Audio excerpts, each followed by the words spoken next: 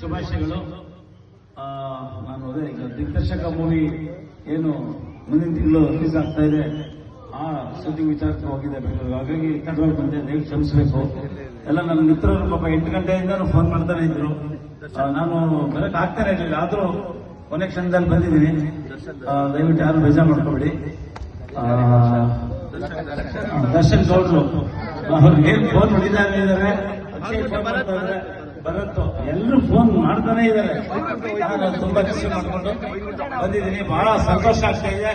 ಅದರಲ್ಲೂ ಶ್ರೀ ಚಾಮುಂಡೇಶ್ವರಿ ಇದು ಪ್ರತಿಷ್ಠಾಪನೆಯನ್ನ ಇವತ್ತು ಮಾಡಿದ್ದೀರಾ, ಬಹಳ ಒಳ್ಳೇದಾಗಲಿ. ಶ್ರೀ ಚಾಮುಂಡೇಶ್ವರಿ ನಮ್ಗೆಲ್ಲರೂ ಕೂಡ ಒಳ್ಳೆ ಆರೋಗ್ಯ ಮತ್ತು ಐಶ್ವರ್ಯ ಮತ್ತು ಶಾಂತಿ ಕರುಣಿಸಲಿ ಅಂತ ನಾನು ಈ ಸಂದರ್ಭದಲ್ಲಿ ಕೇಳ್ಕೊಳ್ತಾ ಇದ್ದೀನಿ. ಭಗೀರಥ ಸಿನಿಮಾನ ನೀವೆಲ್ಲರೂ 1 ಸಲ 2 ಸಲ 3 ಸಲ ನೋಡಿ ಅದನ್ನ ಗೆಲ್ಲಿಸಿದ್ದೀರಾ. ಅದೇ ರೀತಿ ನನ್ನ ಮುಂದಿನ ಚಿತ್ರ ದಿಗ್ದರ್ಶಕ ಅದು ವಿಭಿನ್ನವಾಗಿದೆ, ತುಂಬಾ ಚೆನ್ನಾಗಿದೆ. ಒಂದು ರೀತಿಯಲ್ಲಿ ಅದು ತಾವೆಲ್ಲರೂ ಕೂಡ ಅದನ್ನ ಮತ್ತೊಮ್ಮೆ ಗೆಲ್ಲಿಸ್ತೀರಾ ಅಂತ ನಾನು ಅದನ್ನ ಭಾವಿಸ್ತಾ ಇದ್ದೀನಿ.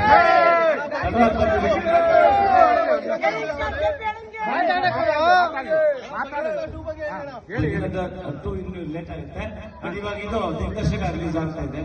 ಸೊ ಹಾಗಾಗಿ ಮತ್ತೊಮ್ಮೆ ನಮ್ಗೆ ಎಲ್ರಿಗೂ ಕೂಡ ಅದು ಇಷ್ಟು ರಾತ್ರಿವರೆಗೂ ಪಾಪ ಎಲ್ಲ ಕಾಯ್ದಿಲ್ಲ.